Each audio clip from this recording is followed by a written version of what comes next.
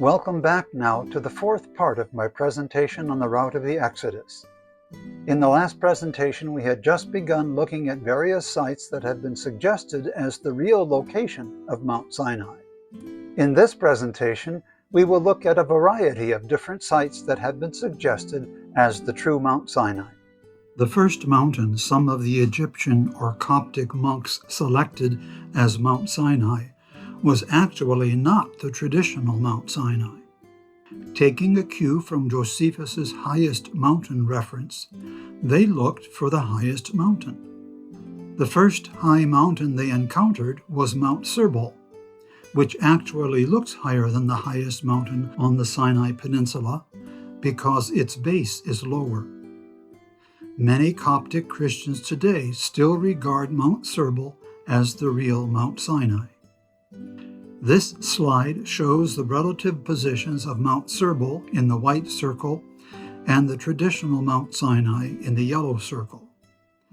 The precise locations are at the points of the pushpin images. The Coptic monks did not do a careful and comprehensive study of the Bible to try to locate Mount Sinai. They had their own tunnel vision, highest mountain. In their mind, Mount Serbal was the highest mountain, and therefore, they concluded, it had to be Mount Sinai. So, if Mount Serbal was the first mountain to be called the real Mount Sinai, how did Jebel Musa become the traditional Mount Sinai? Understand that the visible Christian church was no longer pure. Leaders were becoming accustomed to a power structure and hierarchical ranking. Emotionalism was high. Work righteousness was becoming increasingly popular. Traditions were becoming more important than Scripture. Instead of checking things with Scripture, it was popular to accept the ideas of an honored person. Regional rivalries were also developing, such that the centers of power in Rome and Constantinople, also known as Byzantium, looked down on the abilities of those in outlying districts like Egypt. When Constantine had become a Christian and established his dominance over the Roman Empire, he was ashamed at the lack of shrines for places and events of Christian history. Christianity had never spoken of a need for shrines, but his pagan upbringing had taught him that holy places needed shrines.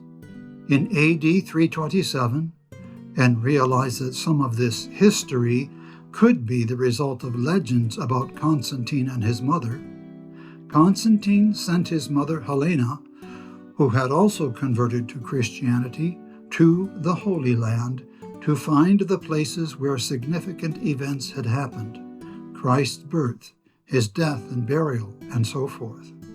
Saint Helena did not end her quest at Jerusalem. She, a 4th century counterpart to Ron Wyatt, went into the Sinai Peninsula to find the mountain of God. What she found after talking with local monks was what they claimed was God's burning bush still alive. True to the popular obsession with erecting a building over every sacred site, she financed the building of a chapel over the bush in AD 330. Some sources say 337. But enclosing a bush inside a building would deprive it of light. So she had it transplanted several feet so that it would be outside, and she marked the spot where the roots had been with a silver star. The place was what was important to her mind. She dedicated the chapel to the Virgin Mary. The chapel was called both the Chapel of the Burning Bush and St. Helena's Chapel.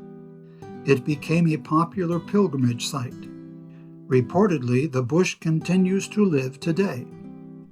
Many years later, a monastery was built around the site. The monastery would also eventually be named after St. Catherine. This bush, however, was not near Mount Serbal, but near what would later be called Mountains Catherine and Jebel Musa. Josephus, the Jewish historian, never saw Mount Sinai, nor talked with anyone who did. but he described it as the tallest mountain in the region. He commonly promoted things Jewish as the greatest and the best. When St. Helena claimed to have found God's burning bush in the area, Josephus's claim led people to think that the highest mountain in the area was Mount Sinai. The highest mountain in all of Egypt is Mount Catherine, and it is just a few miles from St. Helena's Chapel. So the second mountain to be regarded as the true Mount Sinai was Mount Catherine. Catherine was a young virgin princess of Alexandria, Egypt, who was martyred for her faith and confession under Emperor Maxentius in the early 4th century. Legend said that St. Catherine's body was miraculously taken by angels to Mount Sinai. But this legend first came into being centuries later, and no connection between Mount Sinai and St. Catherine was made even as late as AD 940. Reports vary as to when her bones, her head and her hand, were found at the peak of Mount Catherine, hence its name. Some say in the 800s and others in the mid to late 10th century. For many years, these relics were enshrined in a chapel on Mount Catherine. They were seen there by Philippe de Mailly in the 1160s. Visitors in the next century, however, reported seeing them at the St. Catherine's Monastery. In 1317, Pope John XXII referred to the monastery as the Monastery of St. Mary, but in 1328 he referred to it as St. Catherine's Monastery. It has been known by that name ever since. In 1844, Constantine von Tischendorf discovered one of the oldest existing Greek manuscripts of the Bible there. It has been called Codex Sinaiticus. St. Helena's Bush, however, while close to Mount Catherine, is not on the slopes of Mount Catherine itself, but in a valley next to a ridge with multiple peaks. The highest of these peaks is Jebel Musa, Mountain of Moses, at the south end of the ridge. The prominent peak at the north end, the one in the picture, is Ras es Safsafa. It is also called Willow Peak. It is not clear how or exactly when Jebel Musa was first identified as Mount Sinai. Most references date it to the early 4th century, and some trace it to visions experienced by Constantine or Helena. Others say that the exact location on the ridge was not identified until the 6th century, when local Bedouins identified it. The historian Charles Beek says it was actually named not for the prophet Moses, but for Moses the archbishop of the late 4th century. In time, the archbishop was forgotten, and people concluded that the mountain was named for Moses the prophet, and since the burning bush was nearby, it had to be Mount Sinai. Charles Beek argues that the evidence that Jebel Musa is the real Mount Sinai was primarily the propaganda of the Greek church in Constantinople in its rivalry with the Coptic Church of Alexandria. This could even include the history of St. Helena finding the burning bush. He even argues that the monastery fortress that Justinian built was not at the base of Jebel Musa, but at Phyron near the base of Mount Serbal. In the 6th century, monks who were visiting and staying at St. Helena's Chapel petitioned Emperor Justinian at Byzantium from 527 to 565 to do something to protect them from marauders. He built a monastery and a fortress around the chapel and added a large basilica. He dedicated it to Theotokos, or Theodora. In time, it came to have a very extensive library, second only to the Vatican. In the 1300s, its name was changed to St. Catherine's Monastery. As of the beginning of AD 2025, It was the world's oldest continuously operating Christian monastery. But that has changed as Egypt has taken over the property and plans to turn it into a museum. Willow Peak, that is Ras Es Safsafin, is one of the peaks on the ridge of which Jebel Musa is a part. This view is looking more from the east. Willow Peak is the only part of that ridge that is visible from the floor of the plain, and the only part of the ridge that can have a boundary set up partway around the mountain. Most artists' depictions of Mount Sinai are based on this peak. Some modern Bible scholars believe that this is the true Mount Sinai. The majority of Christians at the time were quick to accept the conclusions that Jebel Musa was Mount Sinai, especially the leaders. Most of them considered Constantine to be a blessing to the church, and since they believed that he had accepted Jebel Musa as Mount Sinai, so did they. Once that happened, another mindset of the Catholic Church, both Roman and Eastern, took over. Namely, the idea that once the church at large has accepted a tradition, the church has affirmed its truth. Then, to go against the church is to go against the truth, and one can no longer be a part of the church. If one isn't a part of the church, one isn't saved. Anyone who goes against anything the church has accepted as true is declared a heretic and destined for hell. A small shrine was erected at the top of Jebel Musa. A path is currently maintained. Even Muslims have a special place near the top. Pilgrims come by the thousands from all over the world, enthralled that they are on the mountain of God. Despite the questionable way that Jebel Musa became the traditional site, it does satisfy some of the criteria laid down by the Bible. It is a reasonable distance from Avaris and from Elim, if Garandal is Elim. Average daily travel from Elim would have been a little over 7 miles. The route to it has places that correspond to Mara, Elim, and the Red Sea camp along the way.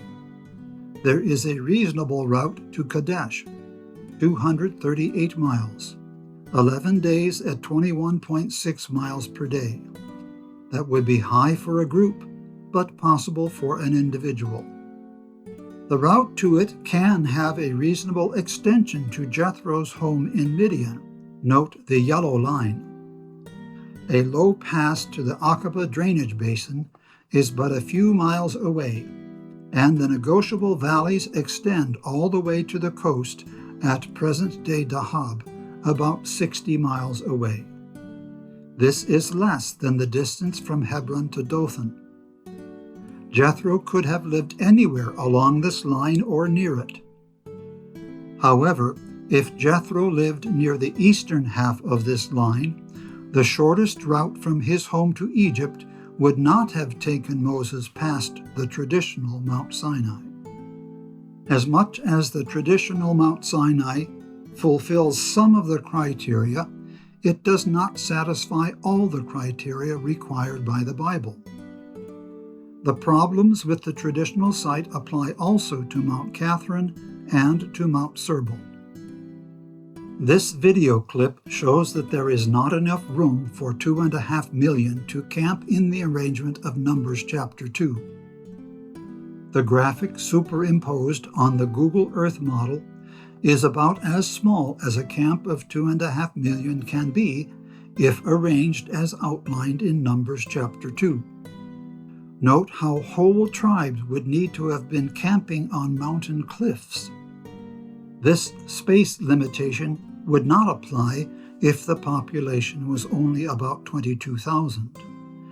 But other factors don't meet the criteria either. Only Ras Es Safsafin can have a boundary part way around it and serve as a visible stage for God. There is no flat area large enough for even 22,000 from which the top of Jebel Musa is visible. It's not even visible from St. Catherine's Monastery. While it is possible to walk to the top of Jebel Musa, it is not an easy hike, even with the trail and stairs that have been built.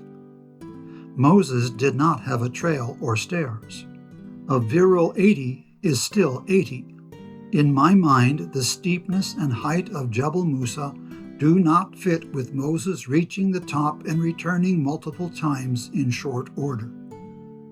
There is nothing at the traditional site that would lead one to conclude either that the mountain is at the backside of a wilderness region or that the people had just entered a new geographical region. The last 6 miles of this route could have been used by Moses and the elders to go to Mount Horeb to strike the rock and return, but it seems a bit rough to serve as a route for the whole people. The existing road is only about 10 feet wide in many places, too narrow for 2.5 million people to funnel through in a day. The shortest route from Avaris to the traditional Mount Sinai would be up this narrow gorge. The route would approach the gorge via the western branch of the Wadi Firan, the blue line. There is another reasonable approach via the eastern branch of the Wadi Firan, the yellow line, but it is longer and approaches the traditional mount from the east. Water from a rock at this mountain would not have flowed to the people if they had been coming via the traditional route. Note the purple arrows. A Rephidim at the shown location would have been about 6 miles from Horeb, making it possible for Moses and the elders to go to Horeb and return in about a day. But water from the rock at Horeb would never have reached them. If Rephidim had been downstream of the traditional Mount Sinai, the route to Mount Sinai would have to have been up a different branch of the Wadi Firan, the yellow line. The northern option for Rephidim on this slide seems too far from Horeb for Moses and the elders to go to and return from Horeb in a day. The southern option for Rephidim would be close enough, but this route to Horeb would mean that on leaving Mount Sinai, they would have had to retrace their steps for at least 10 miles to go to Kadesh. The red line represents the shortest reasonable route from the traditional Mount Sinai to Kadesh. There is another way from the traditional Mount Sinai to Kadesh, but it would be the same as the route to Jethro's home. When Jethro's son proposed to go back home, he was headed in a different direction than Moses and the Israelites were going. Secondly, it would have been a longer route, making it even harder to traverse in 11 days.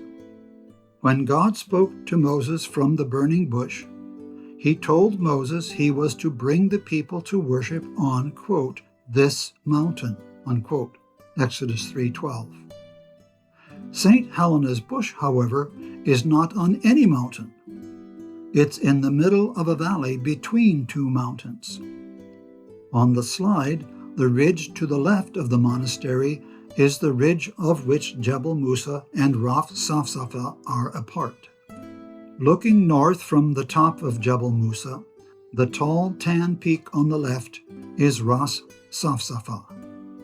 The traditional site is still supported by most Roman Catholics, Greek Orthodox, and Russian Orthodox churches.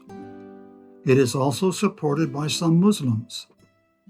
Early on in Christian-Muslim interactions, an agreement was reached between the Christians and Muslims to guarantee the safety of the St. Catherine Monastery by allowing Muslims access to build mosques in the area. One of the buildings on the top of Jebel Musa is a small mosque. Many Muslims today, however, are supporting Jebel Makla in Saudi Arabia, which we will consider soon. The traditional site is accepted by a few evangelicals, including Gerald R. Fleury, head of the Philadelphia Church of God, based in Edmond, Oklahoma, by the Armstrong Institute of Biblical Archaeology, sponsored by the Herbert W. Armstrong College, of which Fleury is a chancellor. It is also accepted by many Lutherans. A popular alternative location for Mount Sinai among scholars is Jebel Kashim et Tarif. How was this site chosen? Apparently, it was first suggested in a TV documentary, The Exodus Decoded, produced by Simcha Jacobovici and first published on the History Channel in the United States in August of 2006. It has attracted the attention of scholars at the Associates for Biblical Research, many of which, including recognized biblical scholar Bryant Wood, are strongly suggesting that it is a viable candidate for Mount Sinai, even though they reject most of the rest of Jacobovici's arguments. It does satisfy some of the biblical criteria. It is a reasonable distance from Avaris. There is a logical reason for the encounter with the Amalekites. The route goes very near or even into Amalekite territory. A reasonable extension of the route goes into the location of Midian as recognized by the majority of scholars. It follows a well-established ancient route that is still used today by a modern highway. The route would have had no real obstacles to the people of the Exodus. It is on the west side or the far side of a well-defined wilderness area. It has a large flat area immediately east or in front of the mountain, with plenty of room for a camp of 2.5 million people. A boundary can easily go a significant distance around the mountain.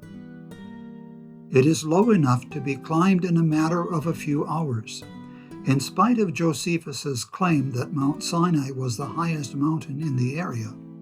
Jewish tradition holds that it was a humble, low mountain.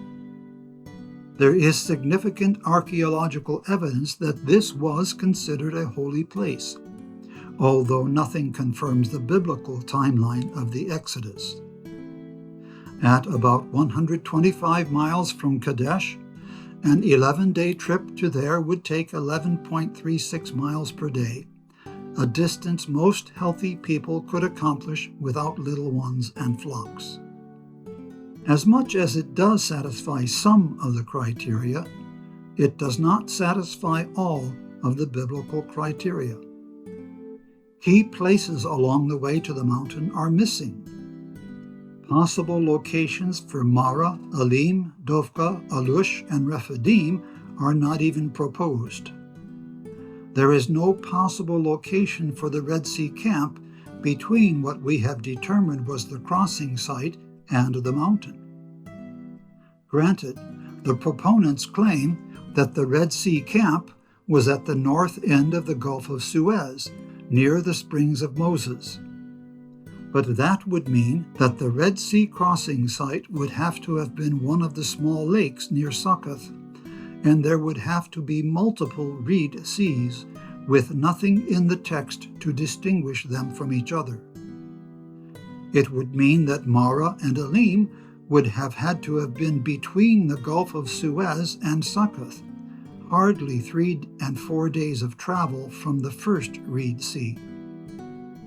It would mean that after a whole month of travel, for we know when they left Elim, they would have advanced only 60 miles from Succoth. That would mean that they traveled only about 2 miles per day. And then, in the next 15 days, not allowing for Sabbath days, they would have had to travel 140 miles, or 9.3 miles per day. There is nothing in the Bible text to suggest such a change of pace on leaving Elim or the Red Sea camp. Locations for key places between Sinai and Kadesh are not suggested. These include Taberah, Kibroth HaTa'avah, which would likely have been near the Red Sea, for it is from the sea that the quail came according to Numbers 11, and Hatzoroth. Water from any rock at the mountain would flow the wrong way, unless Rephidim were less than 1.5 miles from the mountain. The water from the rock at Horeb would have flowed away from the people. While on the map it looks like an extension of the route from Egypt to Kashim et Tarif can lead easily into Midian proper, so that when Moses came from there, he would pass right by the mountain. In the real world, it's not that simple. Between this mountain and Midian proper is the Great Rift Zone filled by the Jordan River and the Arabah to the north and the Gulf of Aqaba to the south. While there are wadis that a shepherd could follow into the Arabah from the east, the west side of the zone is quite rugged.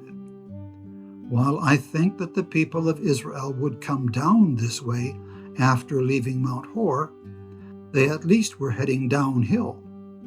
Personally, I don't think it likely that Moses would be taking Jethro's sheep up the west side of the Arabah to find pasture in the uplands to the west. In my opinion, Jebel Keshem at Tarif makes a better candidate for Mount Seir than for Mount Sinai. This would fit with calling the road for at least part of the way between Sinai and Kadesh the Mount Seir Road, as in Deuteronomy 1:2. Currently, the, quote, true Mount Sinai, unquote, that has garnered the most attention among non-scholars is Jebel al-Lawz or Jebel Makla in Saudi Arabia. As already noted, more than 90% of all internet sites that deal with the subject focus attention on this mountain. How was Jebel al-Lawz or Jebel Makla chosen? In 1870, Charles Chilson Beek suggested that Mount Sinai was not on the Sinai Peninsula, but in modern Arabia. He concluded that it was near the north end of the Gulf of Aqaba. He identified Jebel Anur, Mountain of Light, as what he thought was the true Mount Sinai. Jebel al-Lawz or Jebel Makla were first suggested as the real Mount Sinai by Ron Wyatt, a self-proclaimed expert in biblical relics, who claimed to have found 100 different biblical artifacts and sites. In 1986, he and David Fausold made a clandestine and illegal trip to the area, and all of their evidence was confiscated by Saudi Arabian authorities upon their arrest. Larry Williams and Bob Cornuck followed up with their own trip to the area in 1988. Their adventures were documented in both their own book and in a book by David Bloom. In 1992, Jim and Penny Caldwell were touring in the area, this time legally, and discovered what they concluded was the rock that Moses struck to provide water to the people at Rephidim.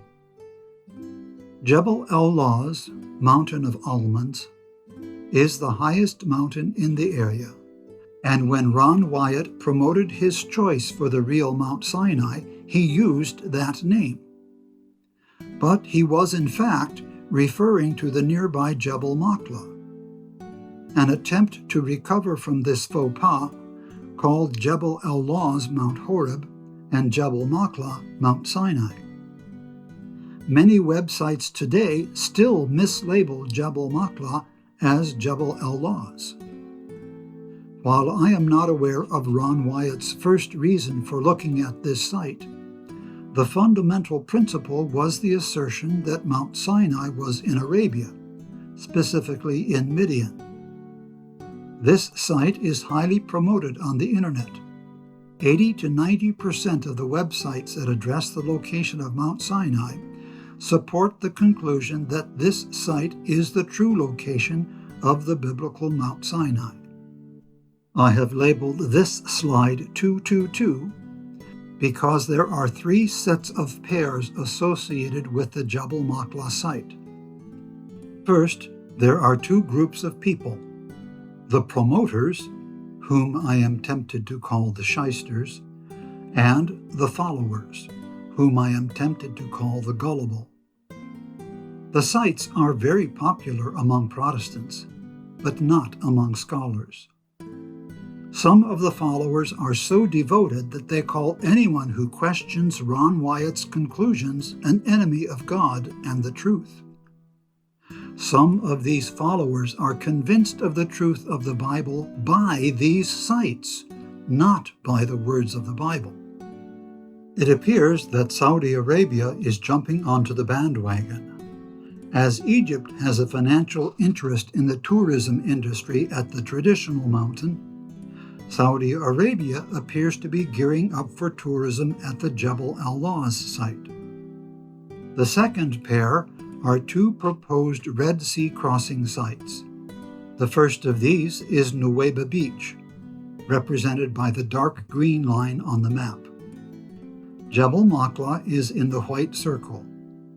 This route is promoted by Leonard Muller, Ron Wyatt, Glenn Fritz, Andrew Jones, Patterns of Evidence, Ryan Mauro, who is president of Doubting Thomas Research Foundation, and others.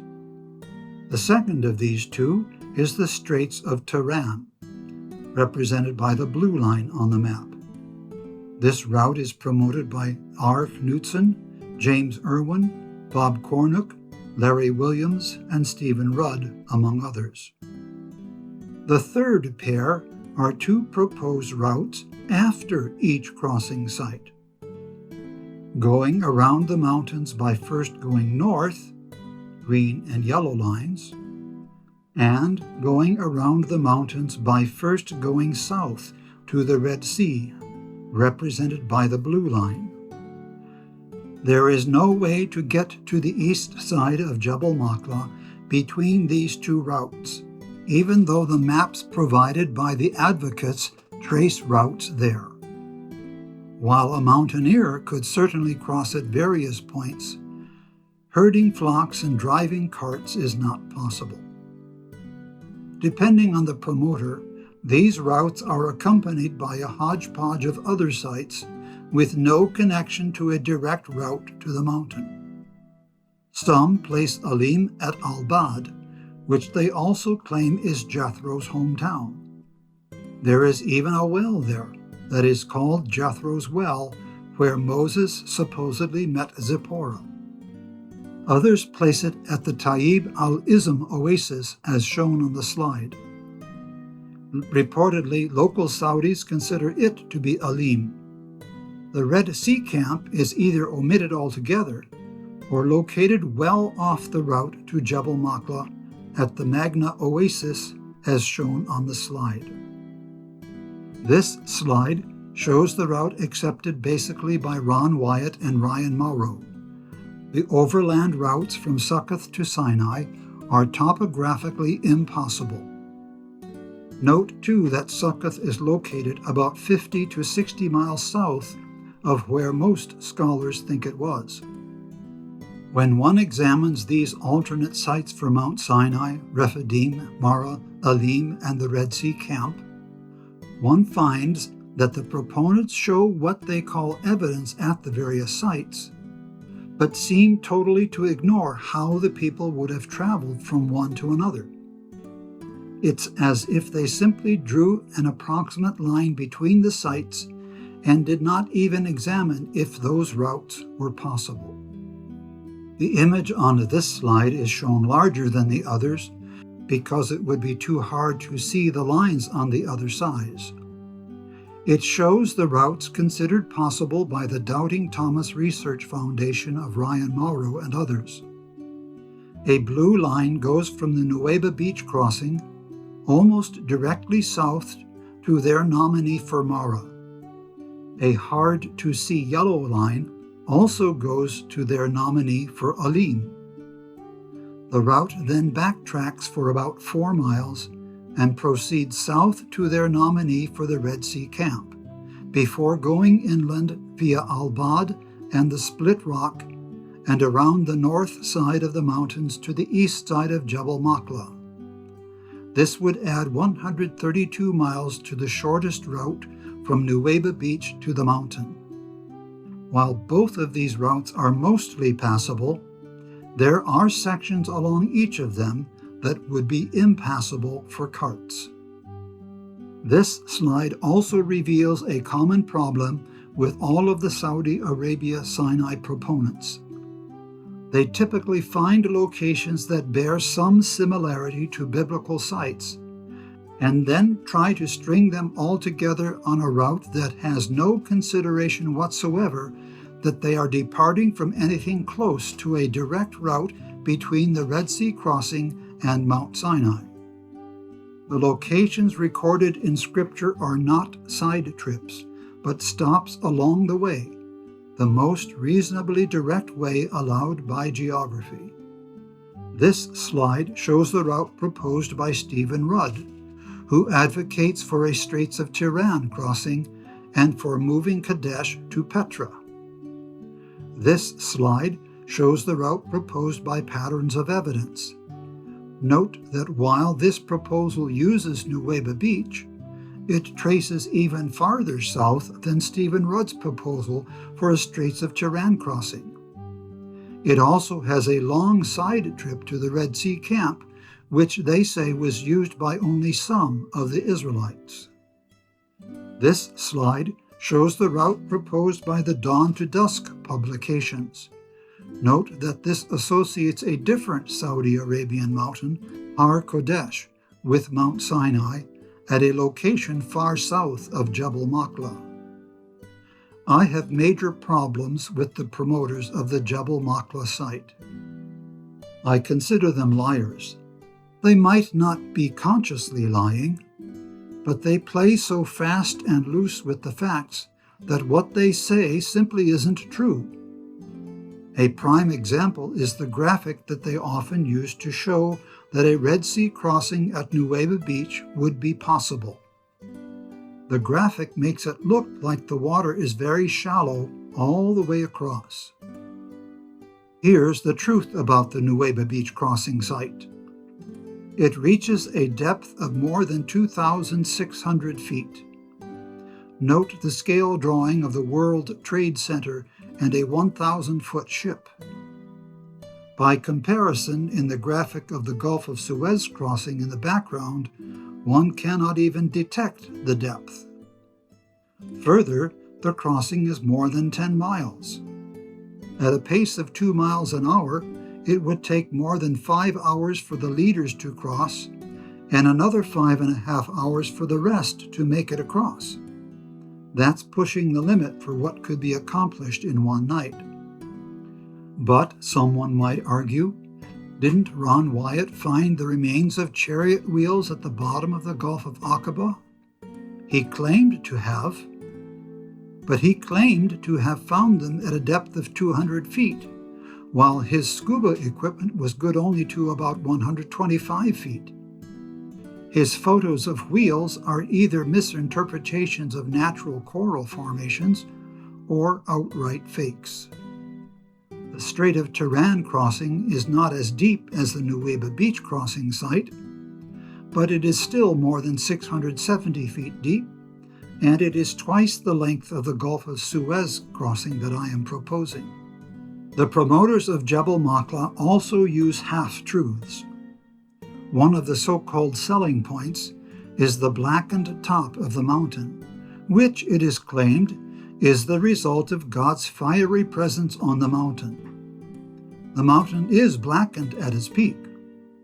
But what they don't tell you is that this blackened condition is not limited to that mountain, but is a feature of neighboring mountains to the west and south for more than 20 miles. Some of the promoters use lying cartography.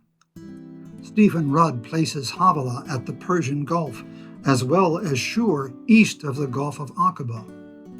He does this so that he can make it seem reasonable that the Amalekites would attack in today's Arabia. He even cites 1 Samuel 15:7. While there is some debate over the exact location and extent of Havilah, King Saul was not cleansing all of Arabia, but the land between the Arabah and Egypt. Havilah is also associated with the people of Cush, which could place it in western Arabia or even in northeastern Africa. In responding to critics who pointed out that Jebel Makla is too far from Kadesh Barnea, Rudd said that the location most people associate with Kadesh is incorrect, and that it should be located at Petra and the nearby Wadi Moses. He even cites Joshua 15 as so-called proof, ignoring not only that the ascent of Akrabim, that is, the stairs of the Scorpion Pass, or rise or cliffs of Scorpion, ascended to Kadesh Barnea, but also the fact that Petra was in the land of Edom, which they did not enter. Since the boundary ascended to Kadesh, it did not remain in the bottom of the Arabah, where Petra is located. The promoters of these Saudi Arabian Sinais employ outright denial and ridicule of counter-arguments. For most of the promoters, promoting Jebel Makla makes them money. They almost all have books, movies, or tours that they are selling. To expose flaws in their argument is to threaten their financial income. Most of all, however, the fundamental premise is false. As has already been shown, Jethro's home, even if it was in Midian, in his own words, was in a different country. As has also already been shown, Paul's reference to Arabia was at a time when the Sinai Peninsula was considered part of Arabia. Neither crossing site fits with the biblical record. Nuweiba Beach is about 260 miles from Avaris. The Straits of Tiran are 310 miles from Avaris.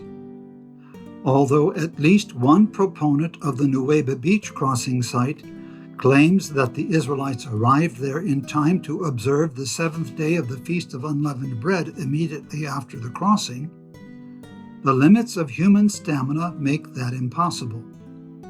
It would require traveling in haste for at least 22 to 44 days to reach Nuweiba Beach and 26 to 52 days to reach the Straits of Tiran. Pharaoh never permitted more than a 3-day journey. As soon as those 3 days were expired and the Israelites were not returning, Pharaoh was after them.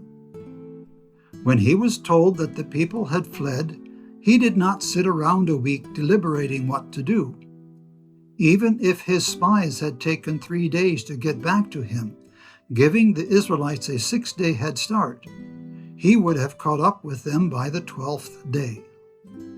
The routes that would come after the crossing do not fit with the Bible record either. These crossing sites make it impossible for Ethan to be touched on both before and after the crossing. In fact, Stephen Rudd, who promotes the Strait of Tiran crossing on his website, separates Etham and Shur, places Etham on the west side of the sea and Shur on the east side, and translates Etham as wall, when in fact Shur is translated as the wall. The various places, including the wonderful rock, are scattered all over the map, and off the reasonable shortest route from the Red Sea crossing to Jebel Makla, requiring significant backtracking. The special split rock discovered by Jim and Penny Caldwell, and accepted by many as the rock that Moses split, is not at Horeb. To get to Jebel Makla from the split rock would require backtracking 23 or so miles to the short route from Nuweiba Beach to Jebel Makla, and a total trip of 70 miles. To get this rock to be, quote, at Horeb, unquote, Horeb is redefined to make it the whole range of which Jebel al-Lawz and Jebel Makla are a part. But that still does not put it on the logical path from Nuweiba Beach to Jebel Makla. Neither Jebel al-Lawz nor Jebel Makla are visible from this wonderful split rock. Furthermore, the Bible uses Horeb and Sinai synonymously. Horeb is the mountain of God, not a range of mountains. Psalm 78:15 and Isaiah 48:21 refer to God splitting rocks to provide water, but they don't refer specifically to the rock at Horeb. Both the rock at Horeb and the rock of Numbers 20 might have been split. Perhaps only one was split, but perhaps also neither. The location of the Amalekite attack that they propose is illogical. Contrary to Stephen Rudd's assertion, Amalekite territory did not span all of Arabia, but the area south of Canaan between modern Arabia and Egypt. The logical place for the Amalekites to attack would have been when the Israelites were near or in Amalekite territory while they were crossing the Sinai Peninsula. The Red Sea camp is either missing or not along the shortest logical route from their proposed crossing site to the mountain. The town proposed for Jethro's home is not beyond Mount Sinai from Egypt. If Moses had been traveling from Albad to Egypt, he would not have met Aaron at Jebel Makla. This is a video showing the general area around Jebel Makla. Toward the end of the video, the unique rock comes into view on the other side of the mountain ridge. Moses built an altar at the foot of the mountain, but the remains of something the promoters call his altar are not at the foot of the mountain, but up a valley to the south. The mountain is not even visible from that site. Petroglyphs on a pile of rocks that they call the site of the golden calf do not prove it to be that site. What they don't tell you is that such petrographs are found in many places throughout Arabia. Scholars say that they are the work of the Nabateans. As with the traditional Mount Sinai, Jebel Musa, there is no place where the people could gather around the mountain for God to appear to them from the top, nor is there any way to set up a barrier around the mountain. Proponents of both crossing sites say that the Israelites were hemmed in by the mountains, but Pharaoh did not think that they were hemmed in by the mountains, but by the wilderness. And there are escape routes through the mountains at both locations. Another site that has been popular among scholars is Jebel Sin Bisher. It is supported by Gordon Franz, by David Feynman, by Menashe Harel, and Rasmussen. Harel reasoned that because God told Moses that the people would meet at Mount Sinai and to ask for a 3-day journey into the wilderness, Mount Sinai was a 3-day journey from Egypt. The closest mountain of any significant size to Egypt is Jebel Sin Bisher. Gordon Franz also noted that it is the only mountain that retains the letters S-I-N in its name. But it is obvious that Mount Sinai is not a 3-day journey from Egypt, or else it wouldn't have taken them a month and a half to get there. Since it did take a month and a half to get there, what would they have been doing for all that time except for the 3 days of travel? They had destinations, first Mount Sinai and then Canaan. Their time of wandering in the wilderness would not come until after they refused to enter the land of Canaan, immediately after the return of the spies. Furthermore, it is not a 3-day journey from Avaris. It is about 105 miles or more. That's 35 miles per day. Finally, there's no space even partway around the mountain for either a camp or a gathering of the people. A fifth alternate location for Mount Sinai is Har Karkom, Mountain of Saffron. From what I can find, this mountain was first suggested by Italian archaeologist Emanuele Anati, who devoted his career to work in this region. He believed the topography and archaeological remains best fit the Sinai requirements, as argued in his book, The Riddle of Mount Sinai, in 2001. I reject Har Karkom because, first, Anati does not believe the Exodus story is true history. He considers it a Jewish legend that adopted a nearby sacred mountain as its setting. For Anati, Har Karkom is not Mount Sinai, but the inspiration for Mount Sinai. Secondly, it is too close to Kadesh. The straight-line distance between the two is only 47 miles, even using the Kadesh candidate farthest from Karkom. While the traveled distance would be more, even at only 6 miles a day, there would be 66 miles between them, not just 47. Some people have suggested that Mount Sinai was a natural volcano. That, they argue, explains the fire and smoke. The first was apparently Charles Beek, the one who first suggested a Saudi Arabian Sinai at Jebel Enur, also called Mount Bagir or Ahmad Bagar on Google Earth. He was disappointed when his mountain turned out not to be volcanic. Other proponents of volcanic Mount Sinai's were Julius Wellhausen in 1889, Hermann Gunkel in 1903, Derriner in 1905, Eduard Meyer in 1906, Paul Haupt in 1909, Eugen Oberhummer in 1912, and recently Sir Colin Humphreys of Cambridge, who, like Oberhummer, thinks Hala Lebetter is the most likely candidate for Mount Sinai. The problem with these volcano proponents is that they do not accept the Bible as true history. Their tunnel vision must be scientific, natural, and fire and smoke on a mountain must mean volcano.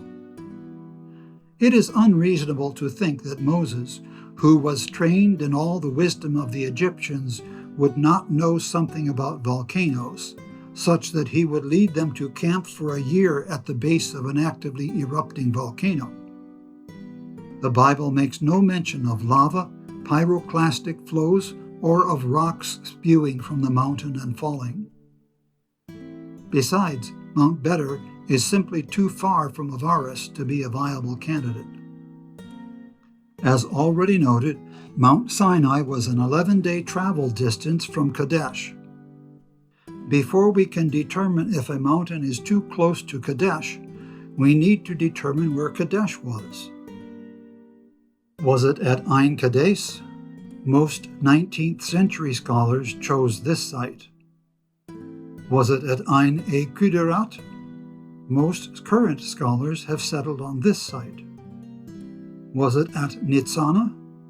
Google Earth and the people of Nitzana have settled on this site. Note the sign. Nitzana is right on the Israeli side of today's Israeli-Egypt border. The other two sites are just west of the border in today's Egypt.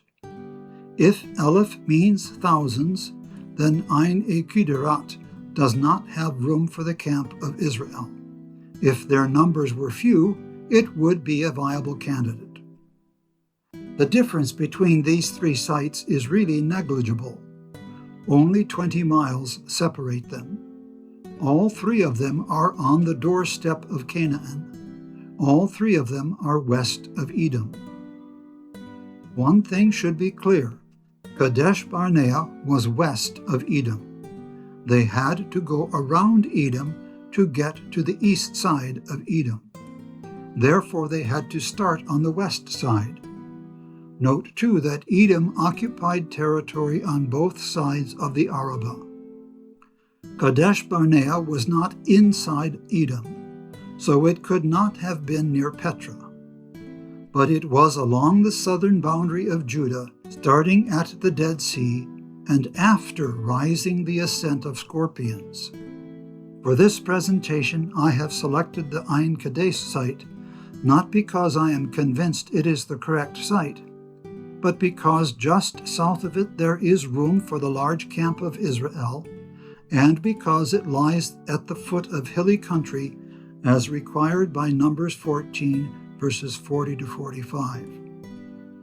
There might have been two separate Kadeshes, one in the wilderness of Paran, Kadesh Barnea, and one in the wilderness of Tzin, perhaps at Nitzana. Any mountain less than 66 miles from Kadesh would be closer than an 11-day journey away, based on 6 miles per day. The circle on the map has a radius of about 50 miles. If we consider Deuteronomy to be referring to what a person in normal circumstances could go in 11 days, say 16 to 23 miles per day, then the distance would be from 176 to 253 miles. The Exodus took longer than 11 days between Mount Sinai and Kadesh Barnea because they made multiple stops. They stayed a week at Hatzeroth while Miriam healed. Mount Sinai cannot have been anywhere inside the territory of Edom. They were not permitted to go into Edom. The king of Edom did not even let them pass through Edom. The blue lines show possible routes for the king's highway that Moses asked to use. But the king of Edom said no. There are some people who claim that Mount Sinai was in Edom, citing Deuteronomy 33:2, Judges 5:4, and Habakkuk 3:3 as proof. But let's take a look at those passages. Deuteronomy 33:2 reads, "The Lord came from Sinai and from Seir. He rose like the sun for them. He was shining from Mount Paran, and he came with 10,000 holy ones. From his right hand a fiery law flew at them." Rather than equating these mountains, this passage lists them as 3 separate mountains. While the details of what happened at each location are revealed only for the Mount Sinai site, the passage says that God displayed his power multiple times. The Bible uses Seir as a synonym for Edom. There is a Mount Seir as well as a Mount Paran, but the locations of these are not known. In Judges chapter 5, verse 4, we read, "Lord, when you went out from Seir, when you marched through the countryside of Edom, the earth shook, the skies poured, yes, the dark clouds poured water. The mountains melted before the Lord, this one of Sinai, before the Lord, the God of Israel." Again, this does not say that Mount Sinai was in Edom, but that the Lord, the one of Sinai, went also from Seir and marched through Edom. God is not limited to Mount Sinai. In Habakkuk 3:3 we read, "God comes from Teman. The Holy One comes from Mount Paran. His splendor covers the heavens, and his praises fill the earth." This passage does not say that Mount Sinai is Mount Paran, but that God, whose splendor covers the heavens and whose praises fill the earth, comes also from Teman and Mount Paran. He comes from anywhere he wants to come from, because he is everywhere. All 3 of these so-called proofs show how people will put their own conclusions above the Scripture. Having made up their mind as to where Mount Sinai should be, they impose their interpretation onto Scripture. It is interesting that these people cite the locations, but do not quote the passages. In doing so, they imply the Bible says so, when it does not. That God would have shown his power and splendor also at Mount Seir and Mount Paran, but not reveal the details should not surprise us.